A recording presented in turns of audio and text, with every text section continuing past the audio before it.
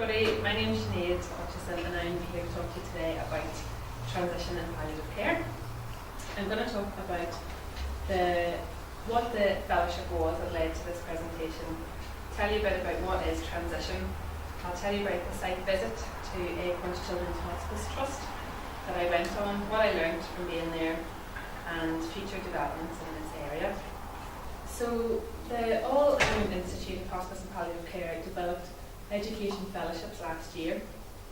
These were short-term fellowships to facilitate development of skills, capacity and leadership. They were up for a value of up to €2,000. This was to pay for your travel, accommodation and subsistence while you're away. And the purpose of them was to provide an opportunity for individuals to engage, learn and enhance their knowledge about innovative palliative care and to develop collaborations. So I applied for one of these along the theme of transition. So what is transition? Well, the most commonly used definition was published in a journal called Adolescent Health in 1993. They describe it as the purposeful planned movement of adolescents and young adults with chronic physical and medical conditions from child-centred to adult-oriented care. My personal interest in this was really just because I come from a GP background, and through that training I'd done a fair bit of paediatrics and a little bit of community paediatrics, and I always sort of wondered where that group of patients would fit into what we do in palliative medicine. So who transitions? There are two phrases used to describe the groups who transition. There's life-threatening conditions and those with life-limited conditions. The life-threatening conditions are those for which curative treatment may be possible but can fail. So this is the group where we have malignancies and organ failure. The second group is a much broader one. It's described as conditions for which there's no reasonable hope of cure and from which the patient will die. So these include progressive conditions without any curative treatment, such as the muscular dystrophies, and the irreversible but non-progressive conditions which cause severe disability that can lead on to lots of other health complications and increased likelihood of premature death, such as cerebral palsy.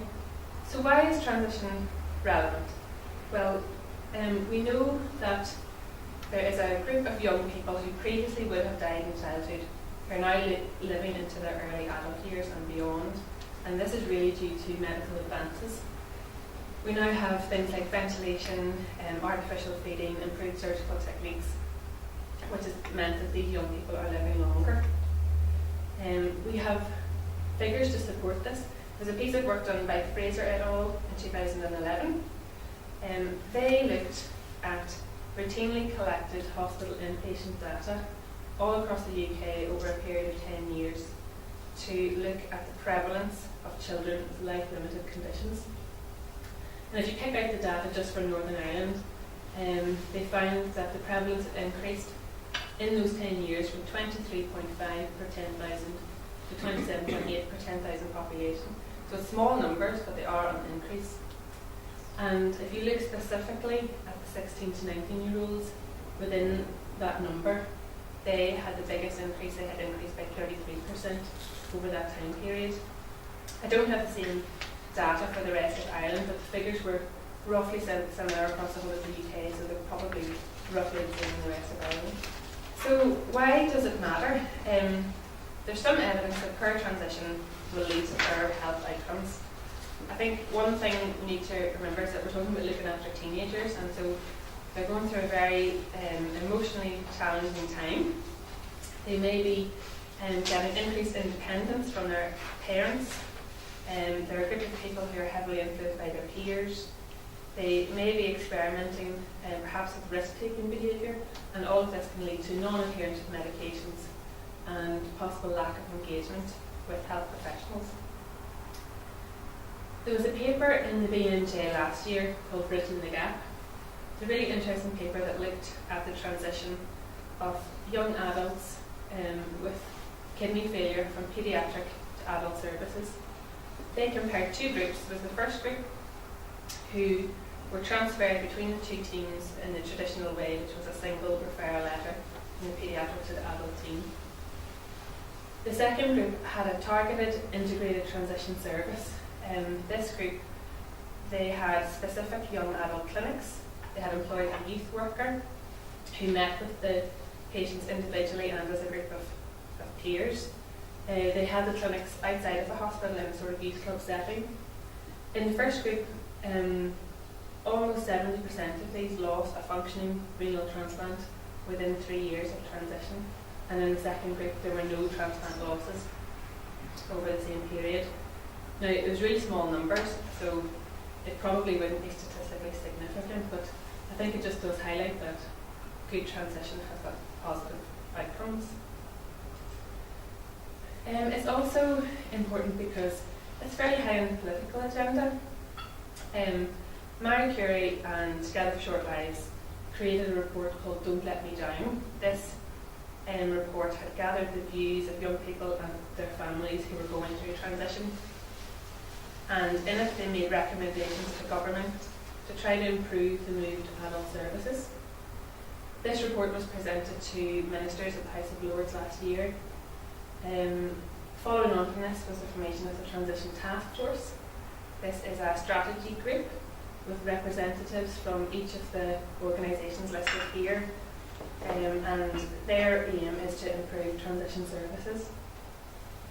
Where did I go on my trip? Well, I looked all over Europe for somewhere a wee bit more exotic than Birmingham to go from a week away, but really the UK and Ireland are really leading the way in terms of transition. I don't think anyone is doing anything different or better than what we're doing. And if you Google transition palliative care, you'll come across Acorns somewhere within the first page. Acorns is a children's hospice trust in the West Midlands of England, and they provide a network of care for life-limited and life-threatened children and their families. They've got 3 10-bedded inpatient units, which provide respite, emergency care, end-of-life care. They also have a large network of community teams. They provide family support and bereavement support after death. So I went for my visit for a week in April. During that week I visited each of the 3 hospices. I met with various members of staff, including the CEO, who's also the chairman of the Transition Task Force. Spent time with the transition team. I spoke with one of their young ambassadors and attended a Transition Task Force meeting in London. In terms of learning outcomes, I think one of the big, broad learning outcomes was what a children's hospice actually does and how it differs from adult services. A children's hospice acts as an umbrella organisation where the patients and their families have easy access to everything that they need. I think then it becomes a huge culture shock when they move into adult services and there's all the different areas of health, psychosocial care, education, none of whom may necessarily communicate with each other. People have been quoted as saying that the move from paediatric to adult services can feel like standing on the edge of a cliff, about to fall into a black hole, and having the sense that you're off the radar after the age of 19. So I think in this context, the obvious person to coordinate the care and advocate for the patient is the GP. But for this group of patients, they may not have ever accessed their GP or may not have accessed them for years. A lot of these patients would have direct telephone access to either their hospital consultant or their specialist, and they may be able to have direct access onto a hospital ward. So they really don't have a relationship set up with their GP. Excuse me, that's fine. Another broad learning outcome is to think about the different journeys that these young people have been on. A lot of these children have been unwell their whole lives and may have been using the facilities of a children's hospice since birth. It's quite different to the adults that we see in adult palliative medicine, quite different to the people we see in adult palliative care, who have generally had a long period of good health and who then have a fairly catastrophic diagnosis. Also, in adult palliative medicine, in general, we have some idea of a disease trajectory, whereas with the children, it can be very, very unpredictable. They may have periods of stability with lots of serious events in between, and some can have an unexpected deaths.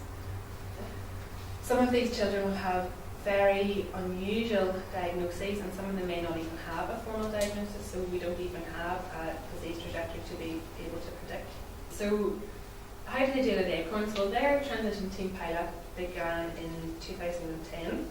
It started with a single staff member and grew to the current staff of 4, 1 full-time and 3 part-time. Currently, the transition process starts at the age of 14. They have separate interviews with the young person and their parents. They come up with a plan of different things that they want to achieve. If, for example, that young person's thinking about going to college, they hand over some of the responsibility of finding out about that to that young person. So they have to go off and look into it and then come back and are supported through the process.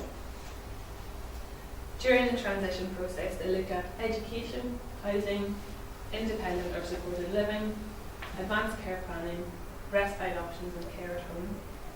They have developed a transition model which just helps to guide staff as to which bits fit in where, acts as a trigger to remind them what they need to be looking at and where we should be linking in with adult services.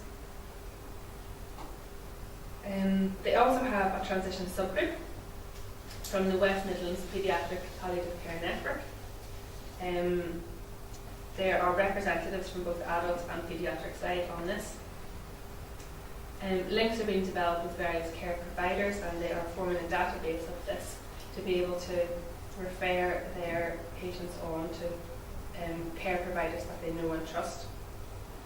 They provide education to adult services if and when required. They also have an adolescent team who work very much with the young people in preparing for adulthood. And they have a group of young ambassadors. This is a group of young people who are either going through or have been through transition, but who continue to work with Acorns on a voluntary basis to sort of help improve the services. So I think that makes it sound like quite an easy thing to do, but there are a lot of challenges. I think firstly, the big one is who to refer to. If we're talking about medically, a lot of these children will have been under the care of a community paediatrician, and we don't have the equivalent of that in adult medicine. And adult medicine is generally very specialised now, so you may be able to find a cardiologist who will look after the patient's cardiomyopathy, but not a general physician to take on the care of a young adult with cerebral palsy. As I mentioned before, the lack of contact with primary care can make things difficult. Managing expectations can be a big one for the patients, parents and staff.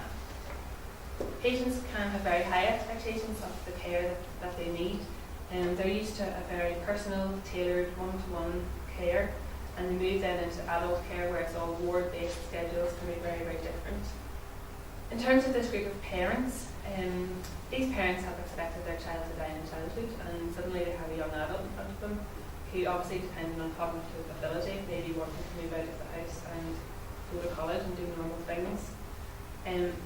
Parents may have continued to treat that young person as a child despite advancing years and cognitive ability, and that can lead to challenges when they move into the adult world and health professionals are targeting all the questions directly towards the young person. In terms of the staff in the paediatric teams have built up relationships with these young people over many years. They have probably expected to look after them up until their death, and so maybe reluctant to let them go. And staff in the adult teams may feel anxious about looking after patients with diseases they may never have come across before. As I said before, just working with adolescents probably adds a bit more complexity to the situation. Funding, when does a child become an adult, and therefore what pot of money will funding come out of to cover all this? And also when to get involved. From a service provision point of view, a lot of these young people will be very stable at home and may not need much intervention. But when you think back on the journey that they have been on, I think that the patients and their families are likely to want intervention early on, just so that they can get to know staff, form relationships and build trust. So what next? What is happening in the world of transition? Well, there's lots going on. ACT, which is the Association for Children's Palliative Care, have developed a transition care pathway, and this can be used locally to develop your own care pathway. The Transition Task Force are working on raising awareness and influencing policy and commissioning. There is some research going on. There was a big 3-year project called the STEP project, which looked at evidence of positive practice for young people going through transition, and the results of that are being disseminated across the UK this month. In terms of education, there are multidisciplinary study days about caring for young people with palliative care needs run through the University of Wales. And it has been suggested that staff exchange or shadowing could be helpful for people working in this area. When I was at Acorns, I spoke with one of their young ambassadors who was a 24-year-old young man who'd been through the process of transition, and I asked him his advice for those of us working in adult palliative medicine. He had lots of advice to give me, but probably the biggest message he had was to try to find a common ground between adult and paediatric teams, and one that also involves the patient. And I think that is a goal that we could all work towards, to try to improve the care for this small but very important